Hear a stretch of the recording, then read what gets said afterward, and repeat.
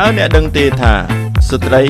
ដែលគ្មានថ្ងៃសប្បាយរីករាយនោះគឺជាស្ត្រីបែបណាគឺជាស្ត្រីដែលចេះតែបន្ទាបបន្ថោតបុរសរបស់នាងហើយចេះតែឆ្ងល់ថាហេតុអ្វីបានជាបុរសរបស់នាងទូកវល់វាយប្រងើយកន្តើយនឹងនាងមុនស្ត្រីមួយចំនួនគឺបានបាត់បង់បុរសល្អរបស់នាងមិនមែនដោយសារតែសំណាងអាក្រក់នោះទេក៏ប៉ុន្តែពួកនាងគឺបាត់បង់បុរសល្អ